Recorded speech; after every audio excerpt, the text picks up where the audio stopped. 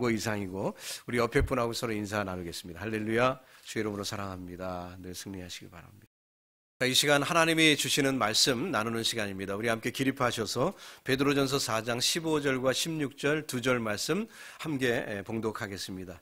너희 중에 누구든지 살인이나 도둑질이나 악행이나 남의 일을 감섭하는 자로 고난을 받지 말려니와 만일 그리스도인으로 고난을 받으면 부끄러워하지 말고 도리어 그 이름으로 하나님께 영광을 돌리라. 아멘. 작성하시겠습니다. 사랑의 하나님, 이 시간 주님의 말씀을 대합니다. 우리가 환경이 부족하고 어렵다 할지라도 우리의 마음만은 주님께 고정하고 우리가 집중하여 말씀 나누기를 원합니다. 전하는 자나 듣는 자나 한 가지로 성령의 충만함을 허락해 주시고 하나님의 뜻을 깨닫는 복된 시간 되게 하여 주옵소서. 예수님의 이름으로 기도드립니다. 아멘. 성도 여러분, 최근에 어떤 심각한 고난을 경험해 보신 적이 있습니까? 자, 그러면 베드로 전서를 읽어야 됩니다. 베드로 전서는 그야말로 고난받는 성도들에게 주신 말씀이기 때문에 그렇습니다. 특별히 지난 시간에 우리는 베드로가 전한 말씀 가운데 성도가 고난을 받으면 어떤 태도로 임해야 되는지를 생각해 봤습니다. 성도는 고난을 이상한 것으로 여기지 않습니다. 오히려 기뻐합니다. 그 이유는 고난의 결국을 알기 때문에 그렇다고 했습니다.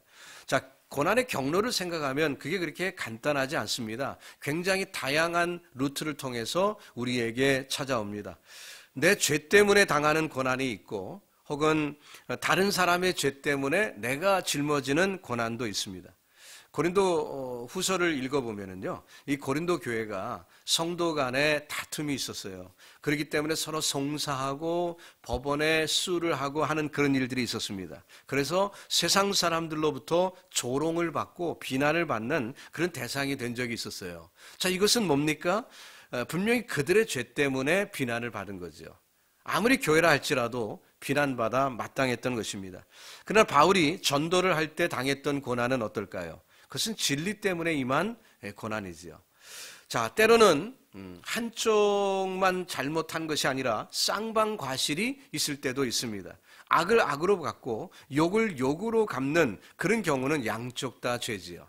양쪽 다 그 죄 때문에 오는 고난을 당하고 말 것입니다. 자, 이렇게 그 직접적인 우리가 잘못을 저질러서 당하는 그런 죄로 인한 고난도 있지만 어떤 때는 환경으로 인한 것도 있습니다. 누구의 잘못이라고 지적하기보다는 재난과 같이 그저 찾아오는 그런 경우들도 있어요. 사도 바울의 경우를 보면 그가 겪었던 유라굴로 광풍 같은 것 말이죠. 누구 죄 때문이라고 말할 수가 없죠. 자, 육체에 상륙을 했는데 독사에 물렸습니다. 바울이 죄 때문에 독사에 물렸을까요? 그렇지 않죠. 누구의 잘못이라고 얘기할 수 없는 그런 고난이 우리에게 옵니다. 요즘 우리가 겪고 있는 이 바이러스 문제만 하더라도 많은 사람들이 어려움을 겪고 있는데 누구 죄 때문이라 이렇게 쉽게 말할 수가 없어요.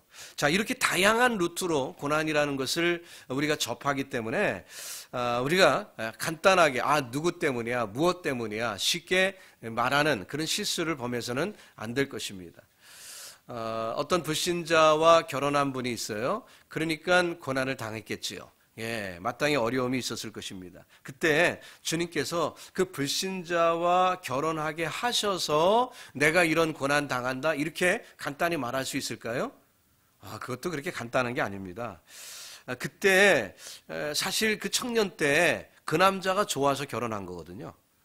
그러니까 좋아서 결혼하면서 선교적인 마인드로 결혼한다 이렇게 얘기하는 것 글쎄요, 깊이 볼 필요가 있어요. 정직할 필요가 있죠. 또 어떤 때는 선교적 마인드가 혹시 있다 할지라도 교만했을 수도 있어요. 내가 영적으로 그 사람을 내가 마음대로 할 수 있다라는 어떤 교만 말이죠. 그래서 내가 잘 믿으니까 저 사람을 내가 믿게 할 수 있다라는 그런 판단, 그거 마음대로 되는 건 아니거든요. 그거 하나님께서 허락하셔야 되는 것이고 성령이 임하셔야만 되는 것입니다. 그런데 내가 할 수 있다라고 생각했으니 그것도 교만이지요. 자, 이 간단한 얘기가 아니라는 것입니다. 고난의 루트를 찾는 거 이거 쉬운 일 아니에요. 자, 지난 시간에 살펴본 대로 베드로는 불시험을 당할 때 성도가 취해야 될 태도 두 가지를 얘기했죠. 첫 번째는 고난을 당연히 여겨라. 마땅히 고난은 오는 것이다. 두 번째는 그럴 때 우리가 그 고난을 오히려 기뻐하라 말씀했습니다. 자, 그런 태도가 가능했던 것은 모든 것이 하나님의 주권 아래 통제되고 있기 때문에 그렇다고 얘기를 했습니다. 그래서 그 고난을 바라볼 때 우리의 태도가 그것 때문에 마음에 괴로워하거나 심한 어려움에 빠지는 것은 아니라는 거죠. 자, 예수님은 참새 2마리가 한 아사르에 팔리지 않느냐? 그러나 너희 아버지께서 허락하지 아니하시면 그 하나도 땅에 떨어지지 아니하리라. 마태복음 10장 29절에서 그렇게 말씀했습니다. 이게 무슨 뜻이죠? 참새, 작은 미물 하나라도 하나님의 철저한 주권 아래에 있다는 것이죠. 그렇기 때문에 만물의 영장인 인간에게 벌어지는 수많은 복잡한 일들 모두도 하나님의 간섭 아래에 있다는 것을 믿으라는 것입니다. 그렇기 때문에 우리가 어떤 일이 벌어졌을 때 내게 왜 이런 일이 벌어졌을까? 우연일까? 무슨 문제일까? 너무 그렇게 생각할 필요가 없다는 거예요. 하나님의 주권 아래에 있다는 것입니다. 그러기에 우리는 고난을 이상히 여기지 않습니다. 당연히 여길 수 있습니다. 그리고 그 결국을 알기 때문에 기뻐할 수도 있어요. 영적으로 유익한 일들이 있다는 거죠. 고난을 통해서 예수 그리스도의 고난에 동참할 수 있고 또한 그것을 통해 하나님께 영광까지 돌릴 수가 있기 때문인 것입니다. 그런데 종종 우리 크리스찬들인데도 불구하고 부끄러운 고난을 당하는 경우들이 있습니다. 오늘 베드로가 그것을 놓치지 않고 지적하고 있죠. 피해야 할 고난과 마땅히 감당해야 할 고난으로 베드로는 고난을 구분하고 있어요. 자, 본문을 한번 다시 읽어보겠습니다.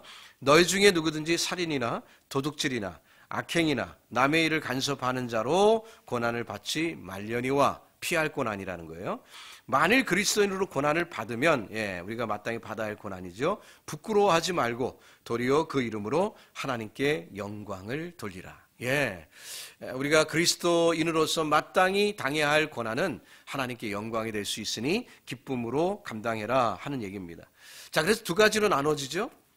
받지 말아야 할 고난, 또 한 가지는 받아야 할 고난, 이렇게 나눠집니다. 그리고 그 첫 마디는 너희 중에 누구든지 라는 말로 시작하고 있습니다. 자, 그렇다면 해당되는 사람들이 넌 크리스찬이라는 얘기입니까? 크리스찬이라는 얘기입니까? 크리스찬이라는 얘기죠. 성도들에게 편지를 쓰고 있는데 너희 중에 라고 얘기했습니다. 그러니까 성도인데 받지 말아야 할 고난이 있다는 거예요. 베드로는 구체적으로 4가지를 지적을 했습니다. 살인, 도둑질, 악행, 남의 일을 간섭하는 것, 이렇게 4가지로 구체적으로 예를 들었습니다. 처음 3가지는 이해하기가 어렵지 않아요.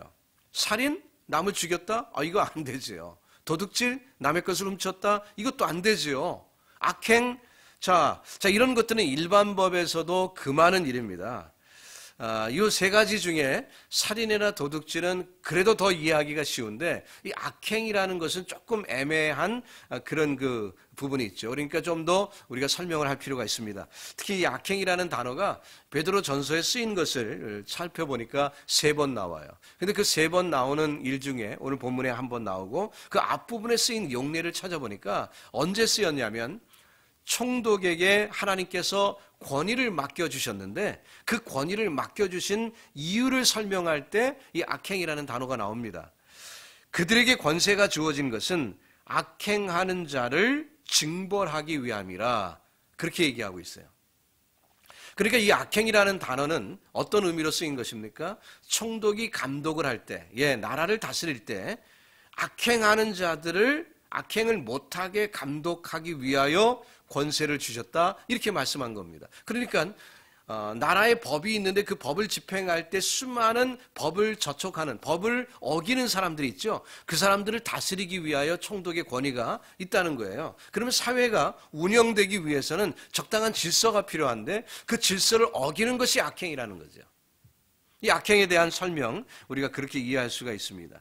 그렇다면 그리스도인이라면 사회의 질서를 유지하기 위해서 제조된 그런 법들을 지킬 의무가 있는 것이고 만약에 그 법을 지키지 않음으로 당하는 고난 같은 것은 그리스도인들은 당하지 말아야 된다, 피해야 된다 이렇게 베드로가 권면하고 있는 거죠. 여러분, 고속도로에 차를 운전하고 가다가 괜히 끼어들어서 욕먹지 마십시오. 예, 끼어들기는 법적으로 금하고 있는 거예요. 그러니까 그렇게 와일드하게 운전하지 마십시오. 그런 것으로 인해서 손가락질 당하거나 티켓 받지 마시라는 거예요. 세상 법기 가볍게 여기다가 까짓 거 남한테 해만 안 주면 되지, 그게 아닙니다. 발각되어서 벌 받으면 수치스러운 것이고요. 그런 일은 피하라고 베드로가 권면하고 있어요. 자, 이것이 하나님의 뜻이라는 것입니다. 여러분, 우리가 세상에서 지켜야 될 법규 많이 있지요. 자, 잘 지키시기를 바랍니다. 자, 문제는 이 네 번째입니다. 세 가지는 그런대로 이해하기가 어렵지 않았어요. 살인, 도둑질, 악행, 별로 어렵지 않습니다. 근데 이 네 번째는 조금 우리가 생각을 해볼 필요가 있어요. 뭐라고 했습니까? 남의 일을 간섭하는 일이라고 얘기했습니다. 그런 것 때문에 고난받지 말라.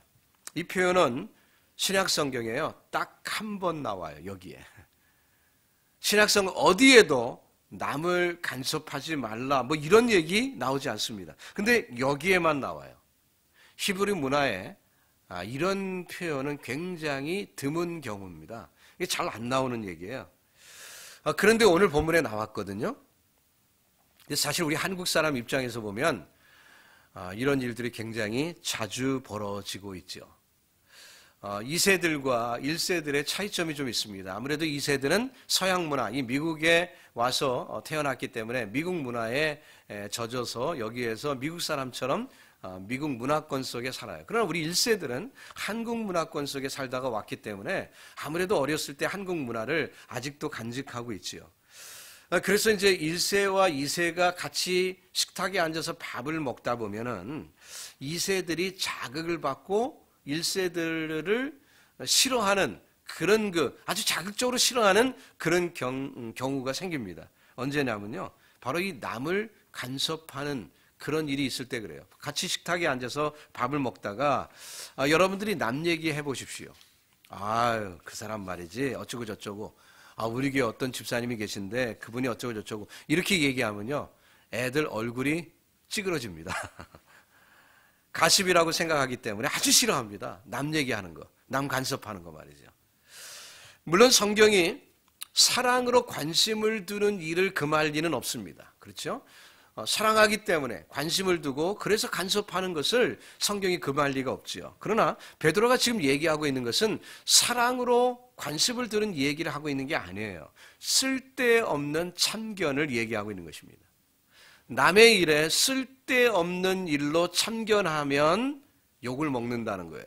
근데 그런 욕을 먹지 말라고 지금 베드로가 권면하고 있습니다. 제가 오늘 이 성경 이 말씀을 설교를 준비하면서 제가 많이 웃었어요, 속으로. 야, 이거 어떻게 보면 한국 사람에게 너무 필요한 말씀이다. 우리 특히 한국 교회에 너무 필요한 말씀이다.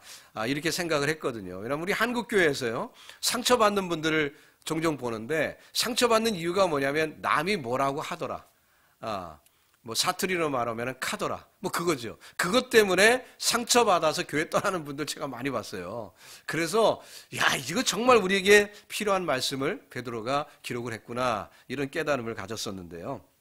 성도는 사회적으로 아무래도 관계를 맺으며 살아가는데 남의 일이 아니라 자기 일에 충성하라는 것입니다. 근데 주어진 권위와 질서에 따르면서 이렇게 사는데 그 어떤 내가 속한 공동체나 내가 아는 사회, 뭐 우리 한국 사회 말이죠. 우리 교회라는 공동체, 또 혹은 직장 이런 데서 말이죠. 지나치게 남의 일에 간섭할 필요 없다는 거예요. 그래서 자기에게 맡겨진 일에 충성하는 것이 하나님 뜻이라는 거죠. 또 직장에 어떤 질서가 있으면 그 질서를 따르라는 것입니다. 이게 무슨 사회적인 법에 저촉되는 것은 아니지만 그런데 직장이라는 어떤 공동체 안에도 어떤 질서가 있잖아요. 근데 그 질서를 따르라는 얘기죠. 만약에 그 질서를 안 따르면 어떻게 됩니까? 잘리죠. 고난당하는 거예요. 예. 그렇게 되는 것입니다. 근데 성도는 그런 일로 고난당하지 말라 이렇게 권면하고 있습니다. 바울은 데살로니가 교회를 위하여 데살로니가 전서를 썼을 때 4장 11절에 보니까 조용히 자기 일을 하라 이런 권면까지 했어요. 조용히 자기 일을 해라. 예, 그러니까 남의 일에 너무 지나치게 간섭하지 말고 질서를 깨지 말고 사회 질서가 있으면 잘 따르면서 내게 주어진 일에 묵묵히 충성하라 말씀하고 있는 거예요. 우리 교회도 마찬가지죠. 우리 교회 여러분들이 또 저도 맡겨진 사명이 있습니다. 그럼 자기 맡겨진 사명에 묵묵히 잘 감당하는 것이 하나님의 뜻이라는 거죠. 지나치게 남의 일을 간섭하는 일은 고난을 불러오는 일이고 그 고난 당하지 말라. 이렇게 베드로가 권면하고 있는 것입니다. 다시 한번 정리해 봅시다. 세상 질서나 사회적인 질서 있어요. 근데 이것을 어기고 당하는 고난은 성도라면 피해야 할 고난이라는 것입니다. 이것은 성도가 당해야 할 고난이 아니라는 거예요. 자기 잘못으로 고난을 당하면 괜히 자기 잘못으로 당한 고난인데도 불구하고 그리스도의 고난이다, 십자가를 내가 진다 이렇게 말하지 말라는 거죠. 그런 고난 피하라고 권면하고 있습니다. 사랑하는 성도 여러분, 저와 여러분이 어떤 고난을 당할 때에 그 고난이 어떤 고난인지 분석을 하시고 그 고난이 괜스레 내가 질서를 무너뜨리거나 혹은 사회적인 법이나 이런 것을 무시해서 생긴 고난이라면 그런 고난은 받지 마세요. 즉 다시 말하면 그런 일을 하지 마시라는 것이죠. 그래서 언제나 성실하게 주의 말씀에 충성하는 믿음의 종들이 되시기를 주님의 이름으로 축복합니다. 또 두 번째로 감당해야 할 고난에 대해서 베드로가 얘기했죠. 자, 이 고난은 그리스도 이름으로 당하는 치욕이라고 말했습니다. 14절에 보니까 그런 식의 고난을 복된 것이라고까지 칭찬하고 있습니다. 산상수훈을 말씀하실 때 예수님께서 마태복음 5장에 보니까 이런 말씀을 하신 적이 있습니다. 의를 위하여 박해를 받는 자는 복이 있나니 천국이 그들의 것임이라.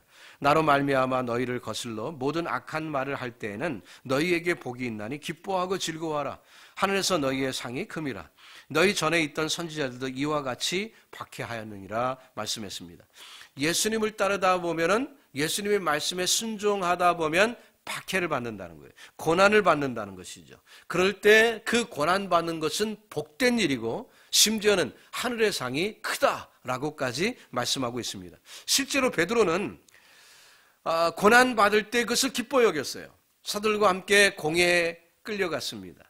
그 채찍을 맞으며 고난을 당했습니다. 사도행전 5장에 보니까 뭐라고 얘기했습니까? 그 이름을 위하여 능력받는 일에 합당한 자로 여기심을 기뻐하였다. 이렇게 얘기했습니다.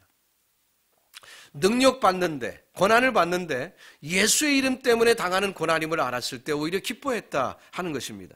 자, 그리스도인으로서 마땅히 그리스도 때문에 당하는 고난 받을 것이고 그것을 받는다면 복되게 여겨라는 것입니다. 자, 예수님께서 아나니아에게 바울에게 가서 안수하라고 말씀을 하십니다. 아나니아가 원치 않는 일이었죠. 그러나 예수님께서 그 아나니아를 얼지하시면서 베드로가 바울이 앞으로 어떤 일을 감당해야 될지 지적하신 말씀이 나와요. 자, 사도행전 9장 16절인데 그가 내 이름을 위하여 얼마나 고난을 받아야 할 것을 내가 그에게 보이리라. 아나니아에게 뭐라고 얘기하냐면 바울은 앞으로 엄청나게 고난을 많이 받을 사람이야. 누구를 위해서? 그리스도를 위해서. 그러니까 네가 마땅히 가서 안수해야 된다라고 얘기했죠. 자, 사도 바울은 정말 많은 고난을 받았습니다. 아예 처음부터 주님의 계획 속에 있었던 일이죠. 바울이 고난받는 것은 주님은 계획하신 일이고 그가 안수받을 때 처음으로 주님을 만난 그 시점부터 하나님의 계획 가운데 되어진 일이라는 것입니다. 여러분, 저와 여러분이 그리스도인이 되었어요. 그러면 하나님께서 계획하신 바예요. 뭘요? 우리가 고난받는 것도 계획하신 일이라는 것을 잊지 마시기 바랍니다. 우리가 세상에 속하지 않았기 때문에 그래요. 세상이 우리를 미워하는 것, 우리를 박해하는 것은 당연한 일입니다. 우리가 예수님을 따르고 있잖아요. 예수님을 세상이 미워하는데 우리도 미워하는 거 당연한 것 아닙니까? 요한복음 17장에서 예수님이 기도하시면서 이런 말씀을 하셨어요. 내가 아버지의 말씀을 그들에게 주어 싸우매 세상이 그들을 미워하여 싸우니 이는 내가 세상에 속하지 아니한 것 같이 그들도 세상에 속하지 아니함으로 인함이니이다 말씀했습니다. 자, 하나님의 말씀을 우리에게 주셨어요. 그래서 세상이 우리를 미워한다고 했습니다. 또 우리가 세상에 속하지 않았기 때문에 세상이 우리를 미워한다고 그랬죠. 자, 그리스도를 따르면 세상에서 마땅히 고난을 당하는 것입니다. 크리스찬이 되었습니까? 각오하십시오. 고난 당하는 것입니다. 자, 세상은 신이 없다고 얘기합니다. 그런데 우리는 유일신이 있다고 빡빡 우기면서 믿고 살아가니 비방 당할 수밖에 없죠. 요즘을 가리켜서 포스트 모더니즘이라고 얘기해요. 이것도 맞고 저것도 맞다. 그래서 LGBT 이런 거 나오고 말이죠. 그 사람들 자기가 원하는 대로 마음대로 살아도 된다는 세상이에요. 그런데 우리 그리스도인들은 뭐라고 얘기합니까? 우리만 맞다고 얘기합니다. 당연히 미움받죠. 나만 맞다고 얘기하는데 당연히 미움받는 거예요. 고난 따라오게 되는 것입니다. 세상은 말세가 될수록 방탕할 수밖에 없고요. 사람들은 자기를 사랑한다고 했고 돈을 사랑하며 쾌락을 줬습니다. 그러나 우리 그리스도인들이 따르는 건 뭐죠? 거룩을 따릅니다. 세상과 구별된 거룩을 따릅니다. 제가 대학 다닐 때 믿지 않는 친구들과 이렇게 서클도 하고 하는 그런 일들이 있었죠. 또 같은 과에서 저는 사학과를 나왔기 때문에 그 트립을 많이 했어요. 여행을 많이 다니다 보면 밤중에 꼭 있는 일이 뭡니까? 술 파티예요. 그러면은 제가 술을 안 먹기 때문에 많이 욕을 먹었어요. 비난을 당했죠. 손가락질 많이 당해봤습니다. 직장 생활할 때 여러분 성경적인 가치관을 따라 살려면 세상 사람들이 우리를 보고 바보라고 얘기합니다. 바보. 미련하다고 얘기할 것입니다. 그러나 그리스도를 따르게 되면 당연히 오는 고난이라는 거죠. 그 고난 때문에 괴로워할 필요가 없다는 것입니다. 그러나 이러한 고난은 오히려 복된 것임을 우리가 알게 되는 거죠. 예수님 말씀처럼 이 세상은 없어질 것이지만 우리는 영원한 천국을 소유한 줄로 믿습니다. 지금 세상이 아무리 이렇게 힘들고 어렵다 할지라도 어차피 세상은 그런 거예요. 그렇기 때문에 우리는 천국의 소망을 두고 믿음으로 승리하기를 예수님의 이름으로 축복합니다. 베드로는 특별히 베드로전서 4장 14절에서 이렇게 말합니다. 영광의 영, 곧 하나님의 영이 너희 위에 계심이라. 하나님의 영은 누구죠? 성령님이죠. 성령님이 우리 위에 계십니다. 자, 이것은 우리에게 하나님이 능력을 주셨고 지혜를 주셨고 자, 그것을 가지고 올바른 판단을 하며 사는 것입니다. 즉 우리의 실체가 하나님의 임재를 경험하는 거예요. 이거 놀랍지 않습니까? 뭘 통해서요? 고난을 경험하는 것을 통해서 뭔가 불편을 겪음을 통해서 주님이 주시는 은혜를 체험하게 되는 것입니다. 그러나 실제로 고난을 당하는 그 시점, 그 순간에는 어때요? 하나님이 멀리 계신 것 같습니다. 또 그래서 마음에 고통이 있지요.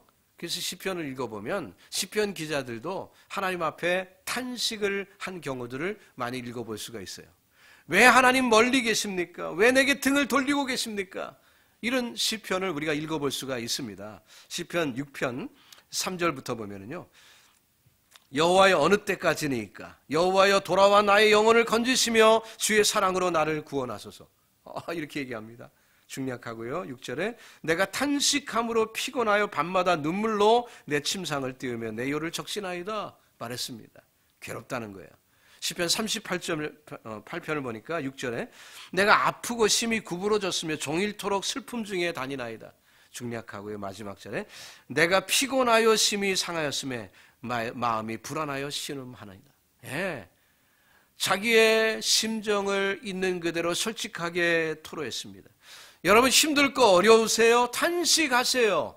탄식하세요. 하나님께 울부짖으세요. 괜찮아요. 하나님이 이해하십니다. 사실 탄식이라는 말 깊은 곳에는 신뢰라는 단어가 숨어 있다는 것 아십니까?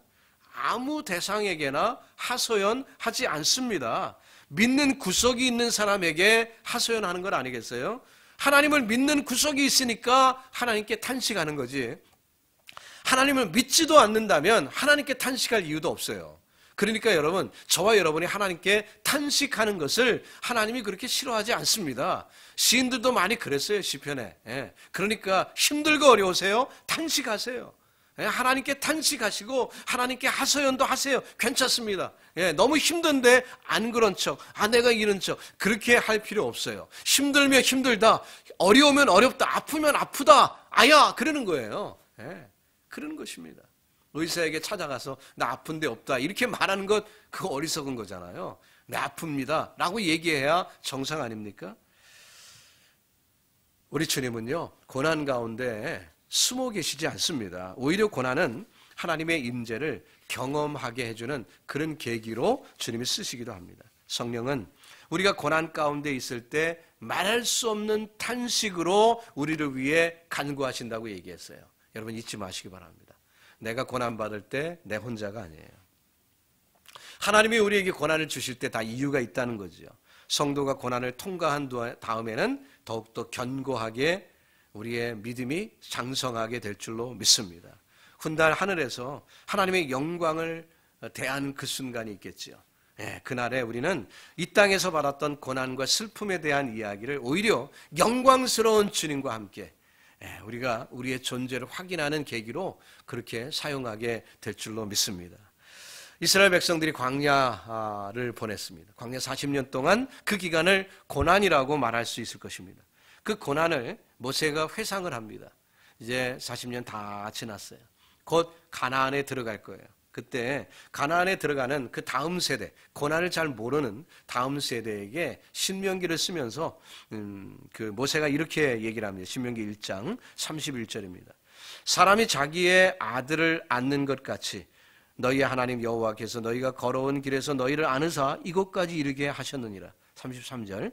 그는 너희보다 먼저 그 길을 가시며 장막 칠 곳을 찾으시고 밤에는 불로 낮에는 구름으로 너희가 갈 길을 지시하신 자신이다. 고난 중에 하나님이 함께 하셨고 지난 40년 동안 우리를 인도하시고 보호해 주셨다는 그런 고백이지요. 고난 가운데 우리만 있는 것이 아니라 주님이 함께 하신다는 그런 체험의 고백인 것입니다. 스데반이 돌을 맞고 있습니다.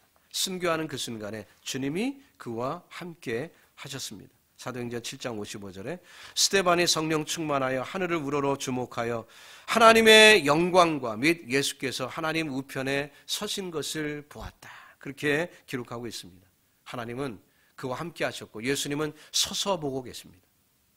바울도 옥중에 갇혔을 때 고난당하는 그 순간 하나님이 그에게 나타나셨죠. 자, 사도행전 18장 9절이 합니다. 밤에 주께서 환상 가운데 바울에게 말씀하시되 두려워하지 말며 침묵하지 말고 말하라. 내가 너와 함께 있음에 어떤 사람도 너를 대적하여 해롭게 할 자가 없을 것이니 이는 이 성 중에 내 백성이 많음이라. 고난 이유 있다는 거예요. 바울이 당할 고난 이유 있다는 거죠. 주님이 함께 하신다고 약속하고 있습니다. 다시 일어나 복음을 전할 용기 100배 한 거지요. 여러분과 저에게도 고난이 있습니까? 이 고난을 딛고 승리하기를 주님의 이름으로 축복합니다. 하나님께서 지금 고난 당하시고 계신 여러분들에게 지금 함께 계심을 믿으시기 바랍니다. 두려워하지 말라고 말씀합니다. 그리스도를 위하여 당하는 고난이 있다면 그 고난을 통해서 오히려 하나님을 가까이 경험할 수 있음을 잊지 마시기 바랍니다. 제가 설교를 준비하면서 특별히 이번에 이제 팬데믹, 그래서 집안에 있는 시간이 많으니까 과거를 돌아보는 그런 시간이 많아요. 그러다 보니까 옛날에 어려움도 많이 있었고 좋은 일도 많이 있었죠. 그러나 그 고난이 힘들었어도 귀중한 시간이었음을 하나님 앞에 고백하지 않을 수가 없습니다. 고난 자체가 좋아서가 아니라 그 어려움 중에도 하나님이 역사하셨기 때문에 그 하나님의 역사를 체험했기 때문에 힘들었어도 하나님을 경험한 그 경험은 기쁜 경험이었어요. 하나님이 나와 함께 하신다는 것, 나를 계속해서 그리스도의 형상으로 빚어가고 계시다는 것은 소중한 것입니다. 그래서 성도는 고난 많을 때 부끄러워할 이유가 없어요. 성경을 유심히 보시기 바랍니다. 베드로가 고난당하는 성도를 향하여 그리스도의 고난받는 그 고난을 얘기할 때 부끄러움이라는 단어를 썼습니다. 부끄러움. 특별히 유대인들의 사고방식 가운데 어떤 사고방식이 있습니까? 어려운 일 당하면 죄 때문이야 라고 얘기하는 그런 관습이 그들에게 있었어요. 그래서 어떤 고난을 받으면 누가 갑자기 아프거나 힘들면 죄 때문이야 라고 생각하는 이 멘탈리티 속에서 있었기 때문에 성도들이 고난을 당하면 유대인들은 무슨 죄를 졌냐 이렇게 물어보는 그런 경향이 있기 때문에 그 질문을 받는 사람 입장에서는 어때요? 수치심을 느낄 수가 있지요. 베드로는 그리스도의 고난에 동참하고 있다면 부끄러워할 필요가 없다. 수치심을 느낄 필요가 없다고 얘기하는 것입니다. 그래서 이런 표현을 쓴 거죠. 우리가 고난 당할 때 부끄러워할 이유가 없어요. 여러분 힘듭니까? 부끄러워하지 마십시오. 부끄러워하지 마세요. 담담하게 여러분 그 고난을 이겨나가시기를 예수님의 이름으로 축복합니다. 세상 사람들이 여러분을 비난합니까? 조롱합니까? 수치심이 일어나는 느낌이 있어요? 모욕과 손가락질을 당합니까? 따돌림을 받고 있어요? 기분 좋지 않지요. 사실이에요. 그러나 부끄러움을 당할 이유는 없어요. 오히려 그러한 고난을 통해서 하나님께 영광을 돌릴 수 있는 줄로 믿습니다. 오늘 베드로의 이 고난에 대한 분석과 또 고난이 어떤 종류가 있는지 우리가 살펴봤습니다. 성도의 실현에는 목적이 있는데 어쩌다 보니 재수 없어서 당하는 거 아니라고 그랬죠. 성도에게 불시험 오는 것 당연한 것이고 오히려 우리를 온전케 하는 과정이기 때문에 고난받을 때 기뻐하라고 얘기했습니다. 그런데 혹시 성도 가운데 피해야 할 고난이 있음을 오늘 지적했어요. 세상 법이나 질서를 어김으로 인해서 받는 고난이 있다면 그런 고난은 받지 말라는 거예요.